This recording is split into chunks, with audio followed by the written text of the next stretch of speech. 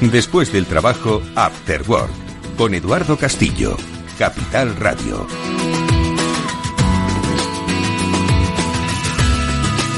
Hola, ¿qué tal? Buenas tardes y bienvenidos todos los amigos de la comunidad ciber a este programa. Se llama Ciber After Work, estamos en Capital Radio y desde hace ya muchos años venimos analizando y tratando de entender cómo evoluciona este apasionante, a la vez que inquietante mundo de la seguridad de la información y seguridad de los entornos digitales en los que todos nos movemos. Con la ayuda cada semana inestimable de Pablo Sanemeterio y Mónica Valle, nos aproximamos a esas explicaciones sobre tanto técnicas como, diría yo, estratégicas. Deben entender las empresas que son necesarias pues para protegerse, además en entornos cada vez más complejos, que no solo vienen marcados por la tecnología, sino también por la propia geopolítica, geoestrategia.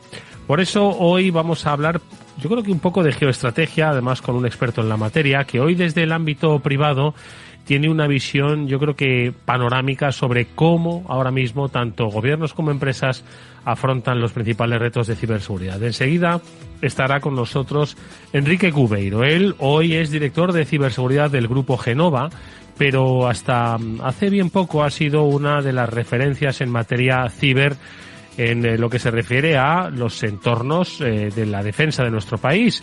Enrique Cubeiro ha sido jefe de Estado Mayor, ha sido uno de los primeros miembros en formar parte del mando conjunto de la ciberdefensa, como capitán de navío, hoy en situación de reserva. Bueno, pues como actual director de ciberseguridad del grupo Genova, nos podrá hablar de cómo es ahora mismo ese mapa geoestratégico de la ciberseguridad y cómo las empresas pueden entender sobre todo y diseñar esos procesos de ciberseguridad y securización de sus entornos.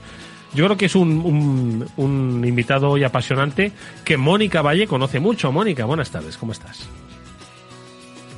¿Qué tal? Hola a todos, muy buenas tardes. Pues efectivamente tenemos a un gran experto que, como bien decías, Edu, pues nos puede dar una visión de 360 grados de muchas de las cosas y asuntos de los que se están hablando hoy en día en el ámbito de la ciberseguridad. Así que vamos a por ello.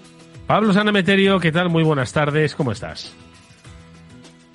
Buenas tardes, Eduardo. Buenas tardes, Mónica. Pues muy bien, aquí de lunes otra vez más junto a todos los temas de actualidad de ciberseguridad y muy contento de estar un día más aquí con todos los oyentes. Bueno, un día más en el que además vamos a volver a sortear entradas para la Rooted que el 4, 5 y 6, corrígeme si me equivoco, Pablo, de marzo. No. Te corrijo. 6, 7 y 8. 6, 7 y 8. Me he adelantado 3 días. 4, 5, 6, las formaciones. Estaba pensando yo en ellas. 6, 7 y 8, las diferentes ponencias y encuentros y paneles de la Rooted que tendrá lugar en Kinépolis y para cuyo acceso pues volvemos a sortear preguntas. Hoy, si tenemos la oportunidad, bueno, daremos respuesta, que la tendremos, a la pregunta planteada la pasada semana por nuestra invitada, por Arantxa, y hoy volveremos a contar con uno de los amigos de la Rooted, con Alberto, para que nos formule la pregunta y vosotros la respondáis, seguro que además acertadamente, enviando la respuesta por correo electrónico afterwork@capitalradio.es. Pero eso será al final del programa. También estaremos, por supuesto, con nuestro espacio Seguro Panda, que nos aproximará nuevamente al tema de las redes sociales. Pero bueno, lo primero de todo es situar ese contexto, que luego analizaremos más en profundidad con Enrique Cubeiro, y nosotros lo situamos a través de las noticias que vienen una semana más muy calentitas y que nos dicen por dónde están yendo los ciberdelincuentes y que nada ni nadie, por novedoso que sea, se libra. Lo vamos a ver en nuestra primera noticia.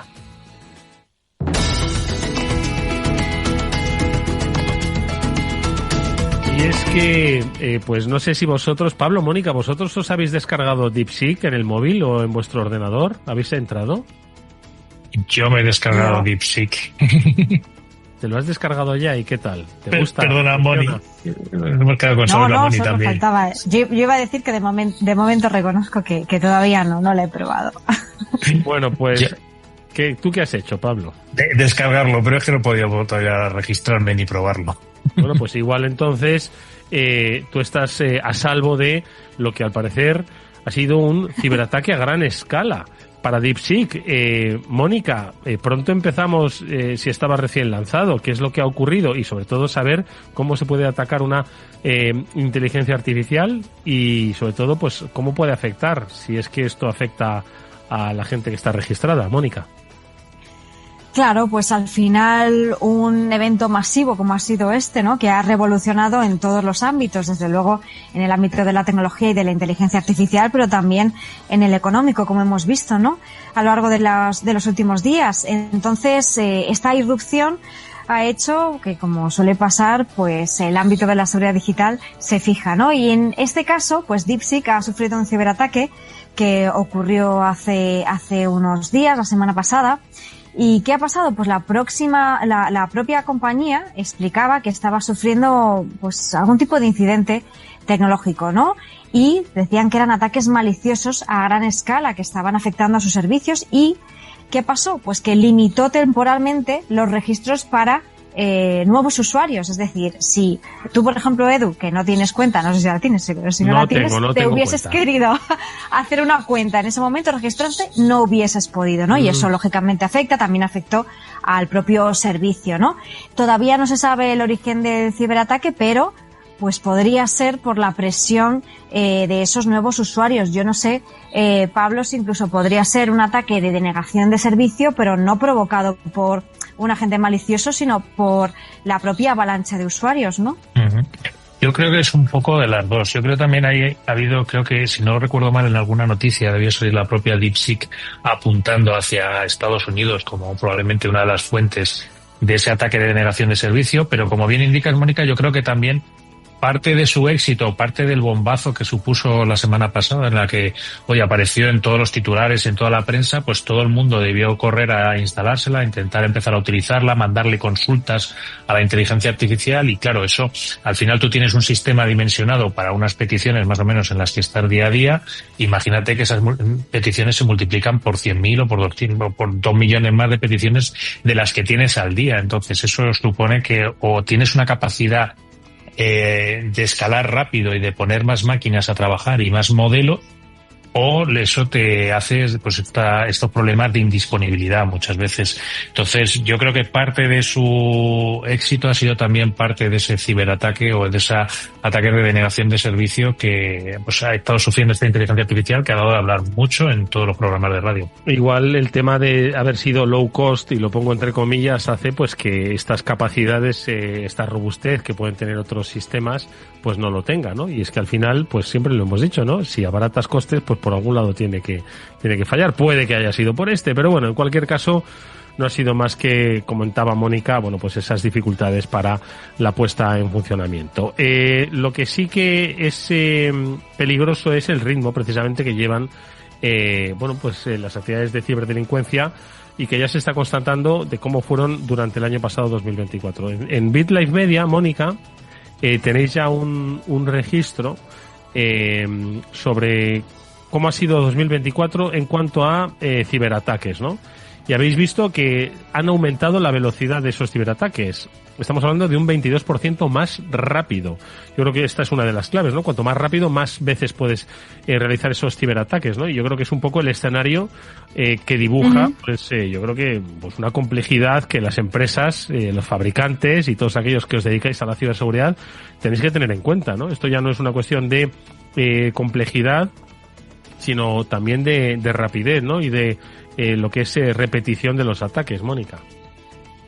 Efectivamente, y además de todo lo que has dicho perfectamente explicado, Edu, pues también las empresas o los usuarios que reciben esos ataques, cuanto más rápido se produzca, pues más difícil es esa detección temprana, más difícil es reaccionar, porque al final tienes menos tiempo, ¿no? Entonces esto es un estudio que ha realizado una empresa, ReliaQuest, un análisis de el tiempo promedio que están tardando en vulnerar un sistema los ciberdelincuentes, y han estado haciendo este estudio a lo largo de los últimos años, y entonces este dato en 2024 se ha reducido un 22% respecto a 2023, es decir, que acceden un 22% más rápido, que no es poco, ¿no? En unos 48 minutos de media, estamos hablando, lógicamente, dentro de sus análisis, acceden a un sistema de prácticamente cualquier empresa. Esto, pues, lo que deja a las empresas y a las víctimas con ese margen de respuesta muy reducido que complica más esa respuesta y esa gestión del incidente. Uno de los problemas que apuntan es ese crecimiento del ransomware as a service, que lo hemos comentado muchas veces, que es un tipo de ransomware que cada vez está creciendo más y que implica que no solamente los grupos cibercriminales más sofisticados pueden lanzar este tipo de ataques, sino que también pues otros ciberdelincuentes que no tienen grandes conocimientos, pero que contratan o subcontratan herramientas de ransomware para poder lanzarlos. Y también, por supuesto, el uso de la inteligencia artificial está haciendo que se aceleren estos ataques. Pablo. Aquí, pues, como siempre, darle la enhorabuena a Mónica, porque lo expresa muy bien en la noticia BitLife Media. Hay 3 puntos que destaca la noticia, que son realmente los que ha comentado Mónica, que son los que hacen que todo esto tenga una velocidad y que haga mucho más fácil. Y es los access brokers, los initial access brokers, que suelen ser un punto donde se venden contraseñas. Tú consigues una contraseña, una credencial de un usuario que te permite acceder a una compañía y la pones en el mercado a la venta. Entonces ahí los atacantes las compran, consiguen acceder rápidamente. Esto muchas veces es lo que te permite ir muy rápido, pero igual en ese punto inicial que accedes, luego tienes que moverte hacia otras máquinas o hacia otras máquinas más privilegiadas, y ahí es donde pues esa inteligencia artificial permite que vayas más rápido, que automatices las tareas, o incluso que gente sin conocimiento, como hablábamos, sea capaz de ir lanzando herramientas y pruebas hasta que consigue comprometer esas máquinas. Y pues bueno, aquí la única respuesta que tienen todas las organizaciones es tener más ojos, tener más medidas de control y de monitorización, y sobre todo pues intentar automatizar la respuesta ante estos eventos, aunque hay veces que haya miedo a igual bloqueo a un usuario legítimo, igual bloqueo a alguien que le fastidio el trabajo, pero es que hay veces que es mejor igual bloquearles 10-15 minutos, intentar ver qué ocurre, a que te comprometan toda la compañía. Pues eso son estrategias de ciberseguridad. Al final hay que entender cuáles son ahora mismo la operativa del negocio y ver pues qué es lo que puedes hacer, qué es lo que puedes paralizar pues para evitar males mayores. Una última noticia, y que tiene que ver con, yo creo que uno de los temas que ya hemos abordado y que va a tener mayor recurrencia precisamente en los foros de ciberseguridad, y es el de la lectura ética que hacemos de aquellas personas que se pasan al lado de la ciberdelincuencia, ese conocimiento, ¿no? Y es que Europol, también lo publicáis en BitLife Media, Mónica, ha desmantelado 2 foros de cibercrimen que tenían más de 10 millones de usuarios. Estamos hablando de foros, es decir, de personas interesadas en la ciberdelincuencia, donde entiendo que intercambiaban información, y era el primer paso pues para transitar por el lado oscuro. Una batalla, la del talento, que de momento pues se está perdiendo, Mónica.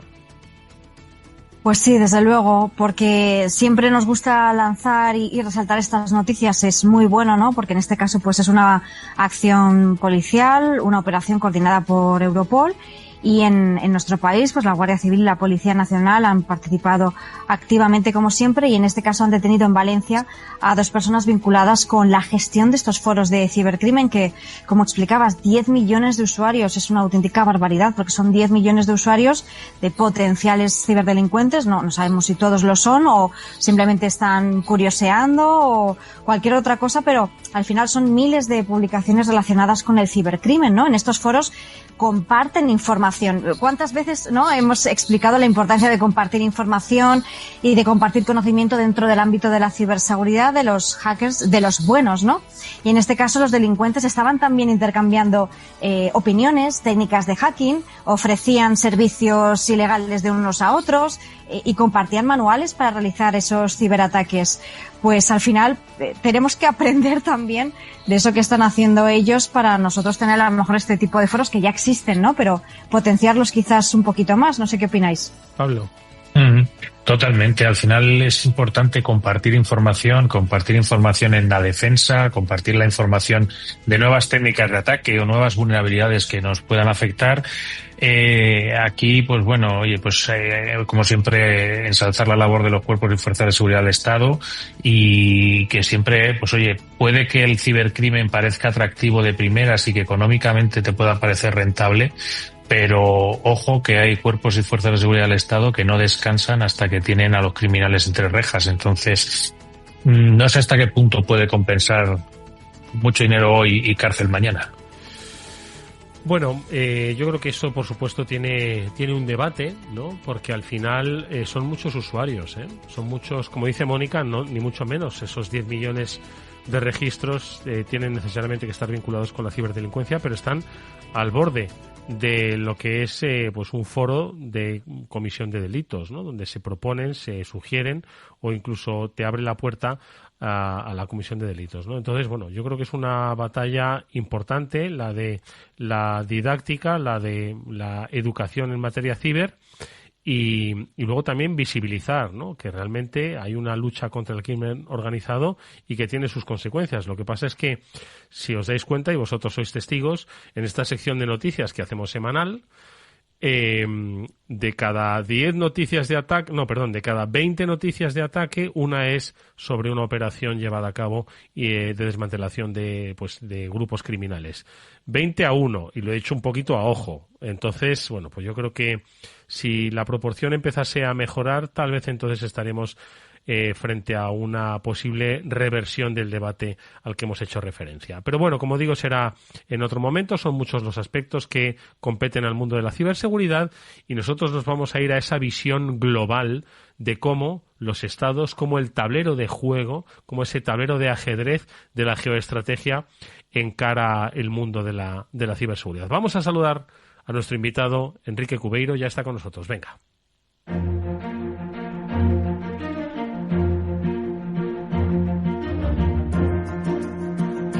Bueno, pues Enrique ya está con nosotros. Hemos recordado ese currículum, yo creo que muy conocido por toda la comunidad ciber, de Enrique Cubeiro. Como capitán de navío de la Armada, ahora en la Reserva, fue uno de los primeros componentes del Mando Conjunto de Ciberdefensa, de la que fue de este mando jefe de operaciones y luego jefe de Estado Mayor. Se ha ido formando a lo largo de estos últimos años, obviamente, en materia de ciberdefensa y ha sido uno de los encargados de diseñar la Estrategia Nacional de Ciberseguridad en 2019, que yo creo que fue el pilar de cómo los estados ordenan algo que ya venía haciéndose por otro lado. Hoy, desde la empresa privada, desde Genova, como director de ciberseguridad, bueno, pues sigue imponiendo ese criterio que le ha caracterizado en el análisis, ¿no?, de la ciberseguridad. Enrique, buenas tardes, bienvenido, ¿cómo estás? Buenas tardes, encantado de estar aquí con vosotros. Bueno, pues es un placer que estés con nosotros. Nos te pudimos escuchar en las jornadas STIC, siempre haciendo un análisis certero de cómo son esos escenarios. Nos has estado escuchando, yo creo, en el mundo de hablando de las noticias. Es un mundo muy cambiante, como habrás visto, ¿no? Foros de 10 millones de usuarios. Estamos hablando también de brechas de seguridad que se producen en inteligencias artificiales. Es decir, el escenario es quizás muy distinto a ese año 2019. Han pasado menos de 6 años, ¿no? Y quizás el escenario de ciberamenazas ha evolucionado y tú quizás así lo quisiste ver, ¿no? Haciendo una comparativa como marino que eres en estas jornadas STIC, quisiste poner en perspectiva lo que antes para las naciones era la hegemonía política y militar basada en el dominio naval, y hoy no sé si esa hegemonía de los países está en el dominio de las áreas de ciberdefensa y de ciberseguridad. Enrique.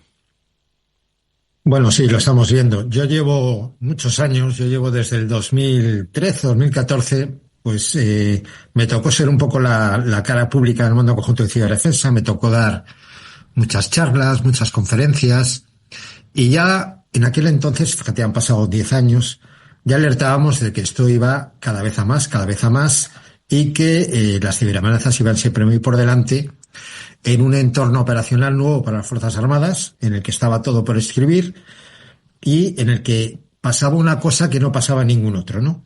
Que era que la disuasión no servía de nada.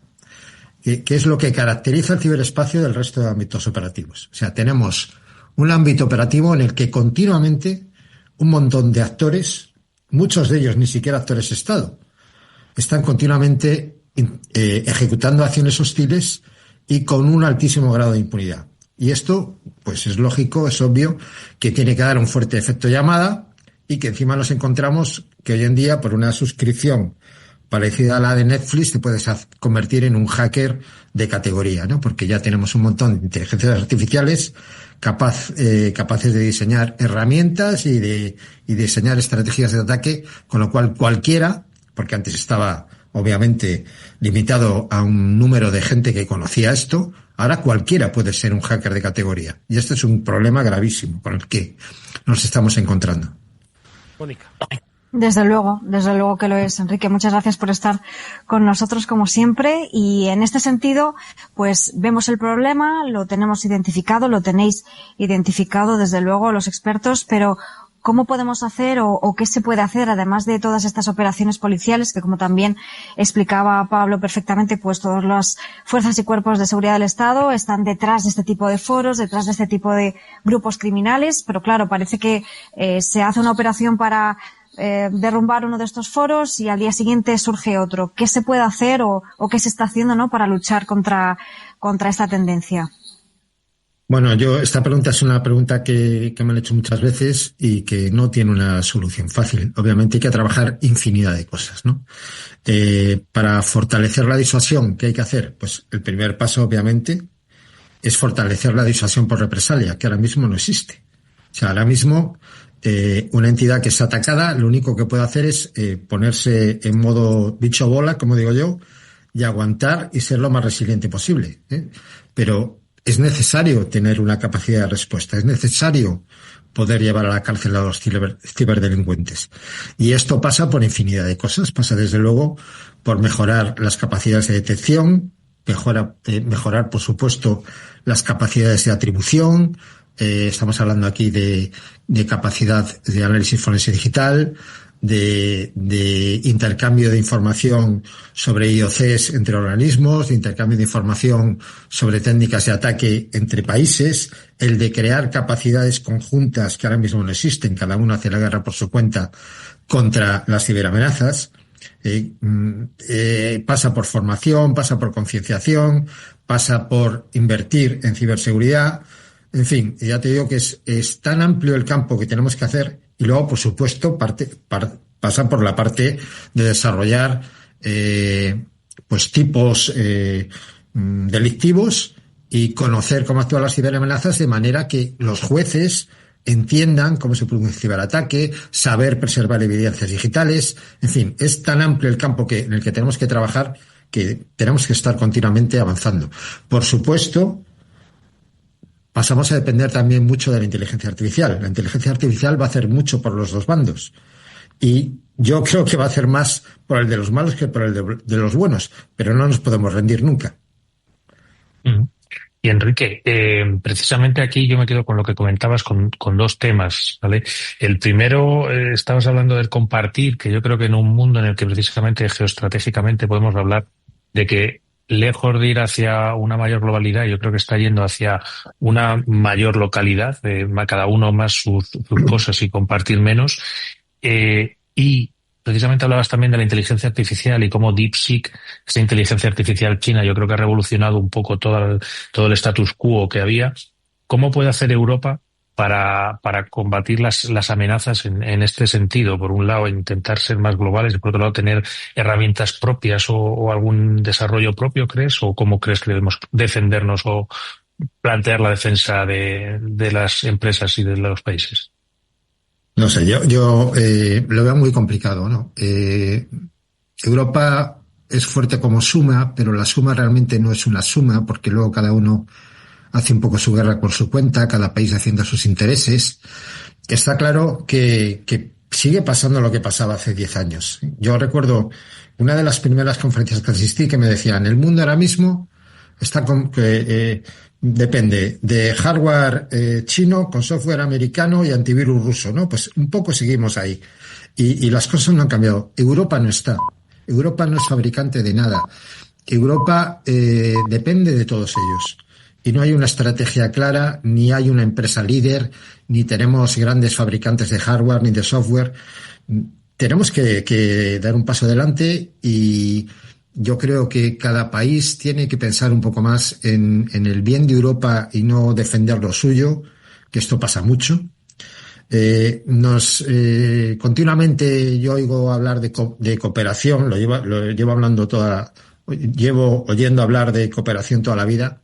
La cooperación es complicada. La cooperación, siempre he dicho yo, que requiere mucha energía, requiere muchos recursos. Al final, cooperar requiere tener personas dedicadas a la cooperación, eliminar barreras de desconfianza, compartir información que muchas veces da reparo o da vergüenza, pero sin vencer todos esos obstáculos y reticencias nunca vamos a conseguir nada. Yo creo que es hora ya de que Europa lo entienda y que pase de verdad a crear grandes empresas y grandes organizaciones, grandes agencias, más allá de lo puramente nacional.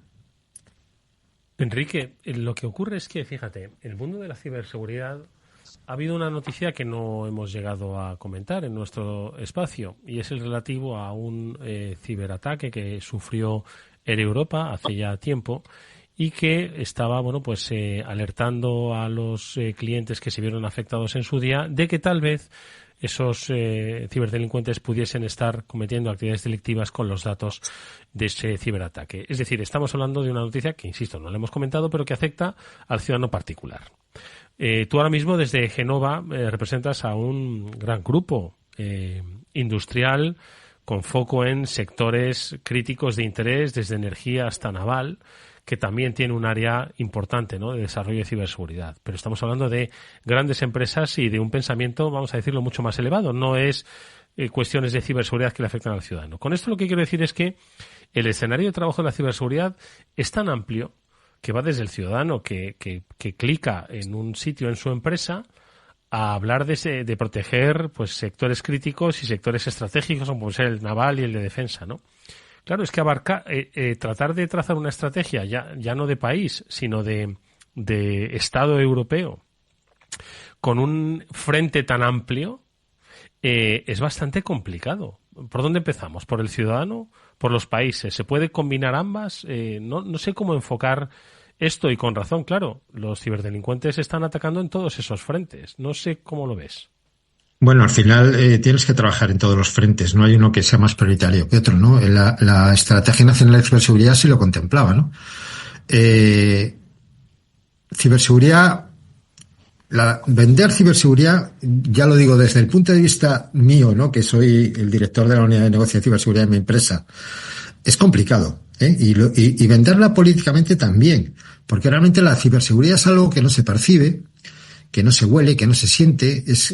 ¿No? Alguien decía el otro día que te das cuenta de que las cosas no funcionan, pero esperas que funcione, ¿no? Y solo te acuerdas de los de IT o de los de ciberseguridad, pues cuando ha caído el sistema, cuando ha habido un ransomware, entonces ahí te arrepientes de todo lo que no hiciste. Pero incluso a nivel de una empresa como Génova, en la que está muy concienciada de ciberseguridad, en la cual hemos hecho en los 2 últimos años enormes cosas, cuesta decir, nos tenemos que gastar 100.000 euros en tal solución, nos tenemos que gastar 50.000 para proteger la oficina de no sé qué, porque al final todo eso va a la cuenta de activos y realmente no se ve hasta que nos falta, ¿no? Pero bueno, yo creo que no queda otra, no queda otra. Hay que concienciar a la gente, sobre todo a los empresarios, a las pymes, porque empieza por ahí. O sea, la ciberseguridad de una nación acabe siendo la ciberseguridad de cada una de sus partes, ¿no? De los ciudadanos, de las pequeñas empresas, de los autónomos, de las grandes compañías. Entonces, ahora mismo las grandes compañías se han gastado dinero en ciberseguridad. Yo creo que los equipos de dirección de las grandes empresas entienden que esto va a la cuenta de resultados, y que el no gastarse en ciberseguridad acaba costando mucho más caro, ¿no? Pero las pymes no son conscientes de que cada año hay un enorme número de pymes que además la gran mayoría de ellas, que son objeto de un ransomware, acaban muriendo a los pocos meses. Ahora mismo es el principal motivo de quiebra de una empresa, pero ya te digo, no son conscientes.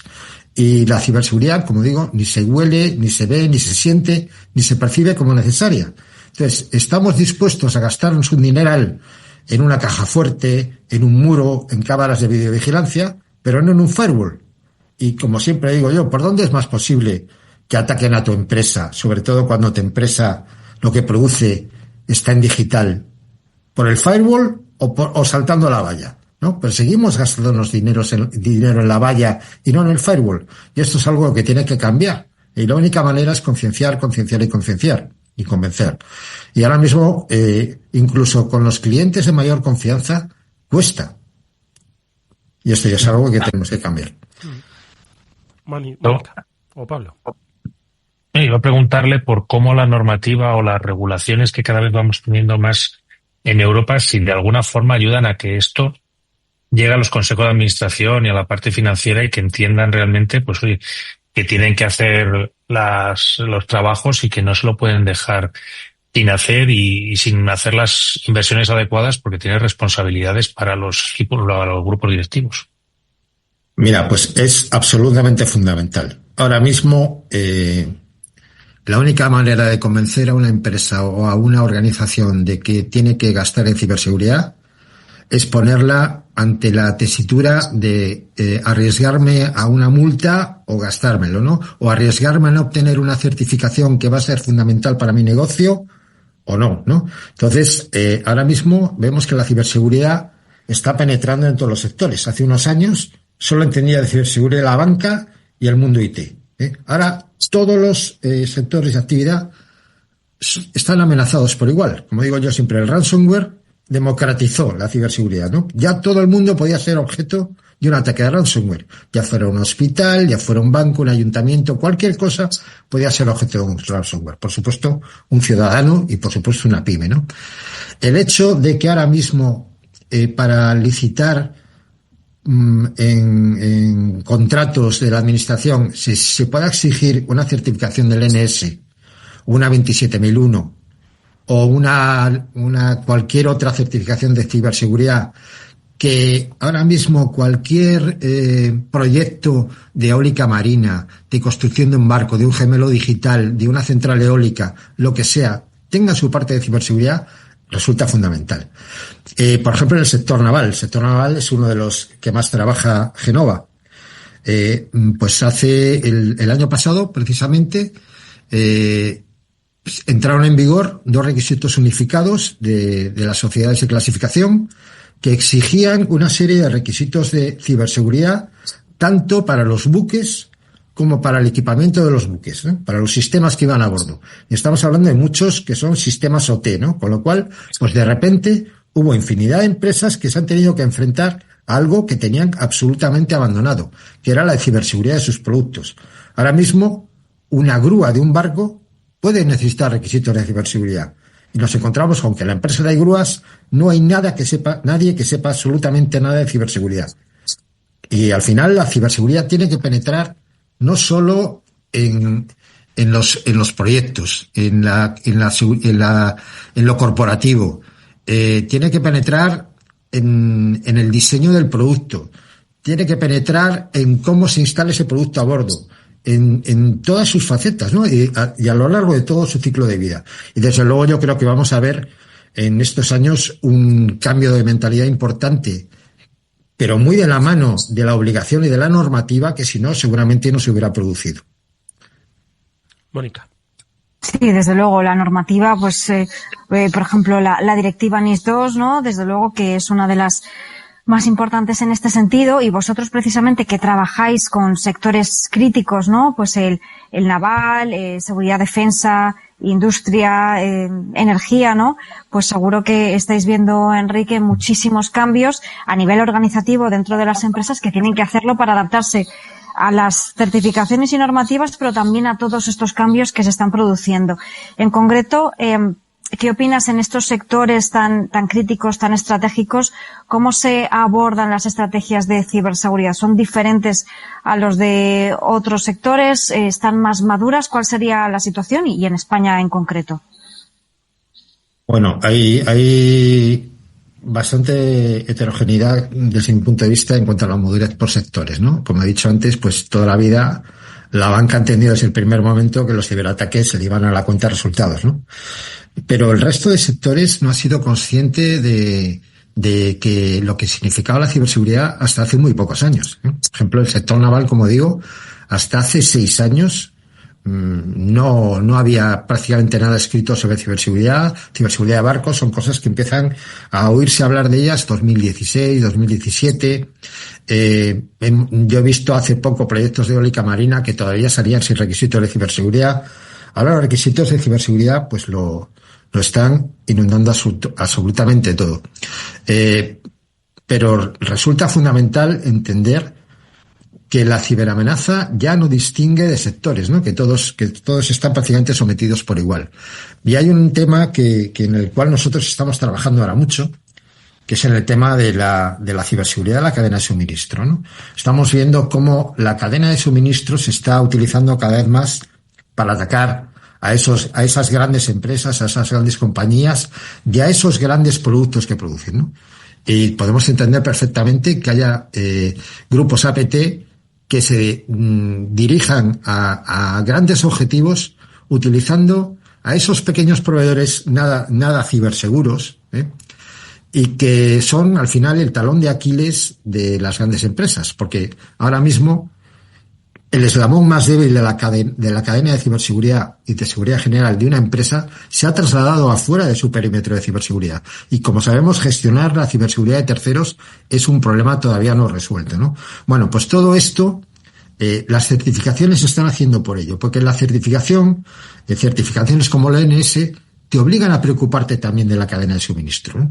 Te digo, nosotros estamos ahora mismo en uno de los proyectos que más interesantes que es precisamente el aseguramiento de la cadena de suministro de un buque de guerra, ¿no? Tenemos que asegurar que los proveedores cumplen y entienden todos los requisitos de ciberseguridad que se le están exigiendo a los sistemas que se van a instalar a bordo del buque de guerra y que van a estar interconectados con sistemas críticos.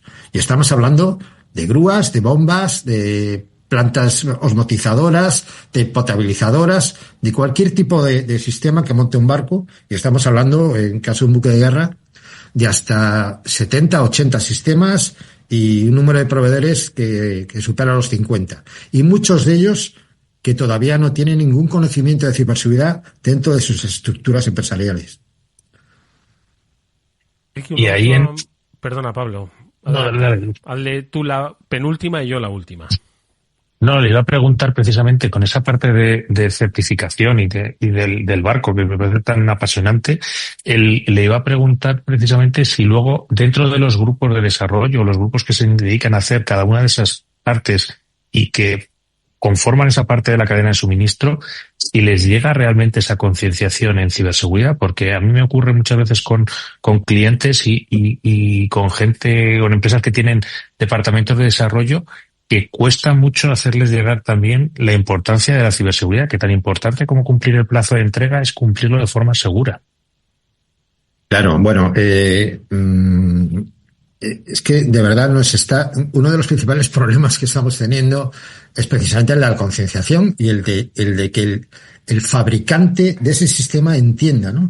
Yo recuerdo una de las primeras reuniones que tuvimos con un fabricante, que además era un fabricante italiano, al cual había firmado el contrato para suministrar un sistema de acuerdo con unos requisitos que la mayoría eran funcionales, operacionales y demás, pero también había algunos requisitos de ciberseguridad que se los habían olvidado completamente, no le habían prestado la mínima atención, ¿no? Entonces, en la primera reunión que tuvimos desde el equipo de ciberseguridad, nos dijo, no voy a poner acento italiano, pero lo podría poner, poco menos que dijo, pero ¿qué ciberseguridad si esto es una puerta de un hangar, ¿no? Y le dijimos, sí, pero esta puerta del hangar va a estar conectada con el sistema integrado de control de plataforma y aquí en el contrato se ha puesto que va a producir logs de ciberseguridad para detección de anomalías y que va a estar conectado con un bus de datos, tal, y no tenían conciencia para nada, ¿no? Ellos fabricaban la puerta y tenían unas señales eléctricas, pero para nada habían pensado ni se habían leído los requisitos de ciberseguridad, ¿no? Pues esto se repite, ¿no? Y ahora mismo, por mor de toda la normativa y también por la demanda de los clientes. Los clientes cada vez exigen más requisitos de ciberseguridad. Y cuando estamos hablando de exigencias de ciberseguridad, pues estamos hablando de que exigen que la empresa esté certificada en ese nivel medio, nivel alto o 27001 o lo que sea, o en Cyber Essentials si es un contrato con el Reino Unido. Tiene que estar los sistemas en los que se va a trabajar, pues tienen que estar acreditados. Las personas que van a trabajar en el proyecto requiere que tengan habilitaciones personales de seguridad. Los sistemas que se van a instalar a bordo requiere que tengan, que cumplan requisitos de ciberseguridad. Se les pasa a FAT, que son las pruebas de aceptación de fábrica, que incluyen test de ciberseguridad, y esto es algo que está cambiando totalmente el panorama y al que las empresas se van a tener que adaptar a gran velocidad, porque hay una cosa muy clara. Hace poco la ciberseguridad podía ser un factor que dividía entre los mejores y los peores, ¿no? Pero ahora mismo es un factor de supervivencia. El que no venda productos ciberseguros está abocado al fracaso absoluto, ¿no? Y ahora mismo ya no es un factor diferencial, sino que es un factor de supervivencia. Pues ahí va mi última pregunta, quizás más breve, que tiene que ver un poquito también con el trasfondo de los desafíos a los que se enfrenta la ciberseguridad, que es el del talento. Entiendo que, como en muchos sectores, es difícil de encontrar, especialmente en el de la ciberseguridad. Primero, evitar que se vayan al otro lado, y cuando no se vayan al otro lado, que se vaya con nuestra empresa. ¿Cómo ves un poco el tema talento, Enrique? Pues verdaderamente complicado, ¿no? Ahí estamos todas las empresas peleándonos por los varios miles de profesionales de ciberseguridad que existen. Además, cada vez con más exigencias por parte de ellos, porque lo saben, lo que obliga a pagar sueldos que no muchas veces las empresas pueden, a pedir certificaciones que cada vez resultan más difíciles de pagar, porque las certificaciones hay que pagarlas. Entonces, si uno pretende tener un experto que tenga el título de universitario de Teleco con un máster en ciberdefensa y además sea experto en sistemas OT, pues tiene que estar dispuesto ya a pagar unos sueldos muy importantes, ¿no? Y cuando lo has conseguido reclutar, pues al cabo de 7 meses te vienen diciendo que están encantados contigo, pero que reciben un sueldo mejor de otra empresa que les acaba de llamar, y así estamos todos, ¿no? Peleándonos por un ecosistema que todavía no es suficiente para cubrir a todos y en el que cada vez la demanda crece, ¿no? Es muy complicado y yo trato de conseguir retención a base de, por supuesto, generar un ambiente bueno de trabajo, de pagar retención a base de formación. La gente de ciberseguridad lo es por vocación, y lo que más le gusta a alguien de ciberseguridad es aprender continuamente, ¿no? Porque esto es un campo tan amplio en el cual pues toda la vida estás aprendiendo, ¿no? Entonces, retención a base de formación es una de las maneras de poder retener el talento, pero os digo que es muy complicado, porque al final hay una cosa que yo lo comentaba también cuando estaba en el mundo conjunto de ciberdefensa. Allí todo el mundo estaba encantado hasta que se casaban, ¿no? En el momento que se casaban ya no era una persona que trabajaba por lo que le gustaba y que le daba igual un poco el sueldo, sino que ya tenía una familia que dependía de él, y ahí empezaba a pesar mucho el salario. Y esto es ley de vida, y ahí tenemos que aprender a jugar con esto. No sé si te he contestado bien. Es una muesca muy importante en el currículum, digo yo, decir que has trabajado con Enrique Cubeiro, y eso sí que merece la pena hacerlo. Por eso nosotros le agradecemos muchísimo que haya dedicado parte de su tiempo a este programa. Esperamos verle pronto. Es ahora director de ciberseguridad de Grupo Genova. Como especialista en materia de ciberdefensa, en ese mando conjunto de ciberdefensa ha estado Enrique Cubeiro en los últimos años.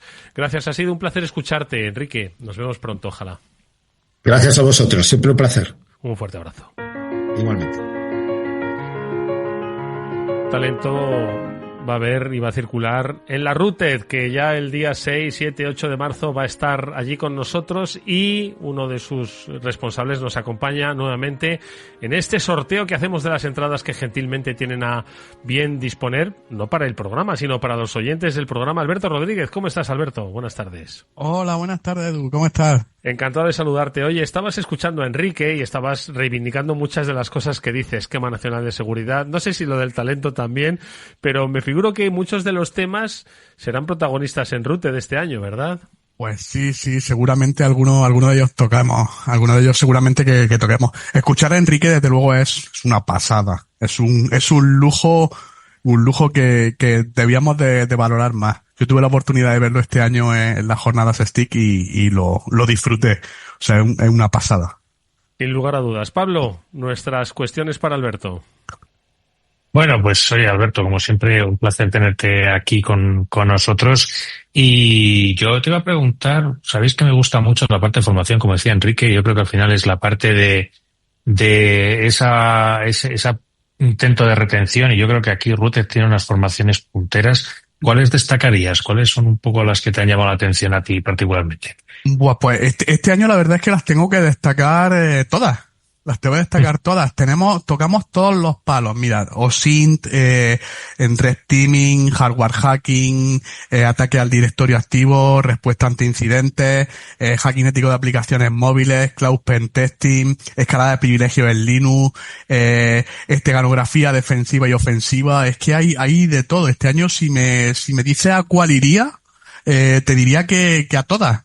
Te diría que a todas, porque es que la verdad es que son una pasada. Y luego ya con profesionales pues de primer nivel, como Yeser Ferreira, Eduardo Arriols, David Meléndez y Gabriela García, Alex Amorín y Axel Los Santos, Antonio Sanz, Carlos Alberca, Daniel González, Carlos Polov, David, Manuel González, Alfonso Muñoz. Es que se me llena la boca cuando tengo que hablar de esto, porque es que es una pasada. Son todos primeras espadas de su campo. Es una pasada.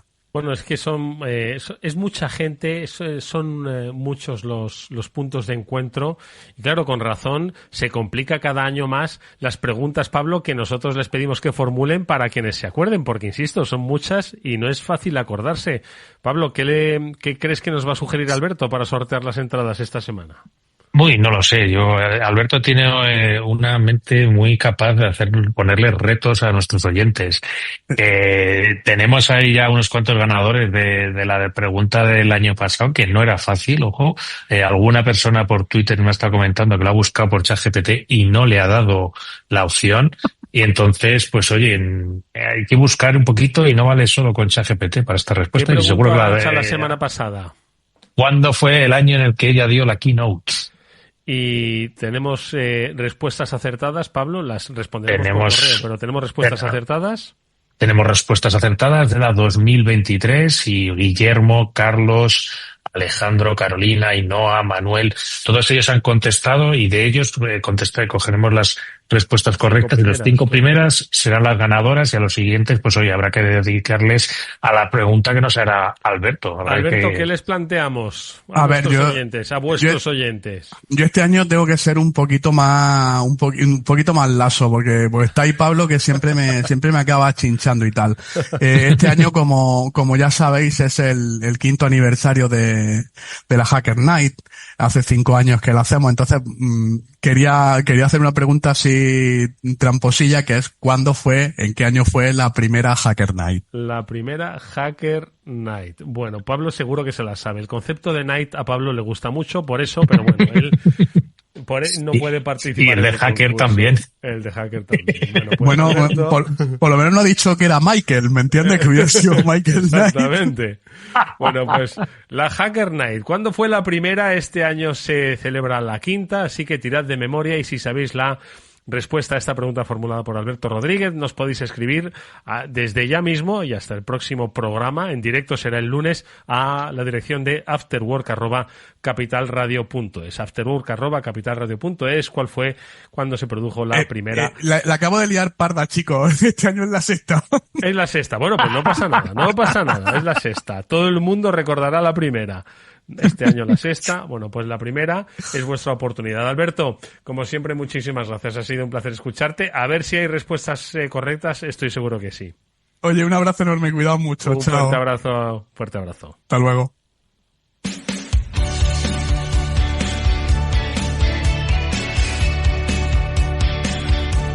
Espacio Seguro.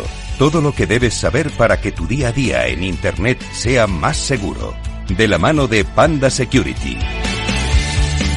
Bueno, pues la semana que viene va a estar con nosotros Hervé Lambert y le vamos a pedir que nos haga una actualización sobre el tema de las redes sociales, que hoy estamos hablando, lo hemos hablado con Enrique, ¿no?, de estrategias de ciberdefensa, de lo que es securización de sectores, pero es que también las redes sociales tienen que formar parte de la cultura de ciberseguridad. Mónica, y siempre hay que tener en cuenta pues dónde están las principales amenazas, ¿no te parece? Efectivamente, porque bueno, pues muchísimos usuarios hacen precisamente uso de las redes sociales, tanto a nivel profesional como personal, y pues los ciberdelincuentes lo saben y lógicamente están ahí intentando conseguir nuestras credenciales, incluso suplantar nuestra identidad, conseguir nuestros datos bancarios, etcétera. ¿Cuáles son algunas de las principales amenazas o ciberataques que pueden ocurrir en redes sociales? Pues, por ejemplo, ese robo de identidad, ¿no?, que puede afectar a cualquier persona, también empresas, por supuesto. Ciberacoso, que es algo que está aumentando en los últimos años y especialmente a menores de edad y a personas jóvenes que lo sufren muchísimo y hay que estar muy atentos.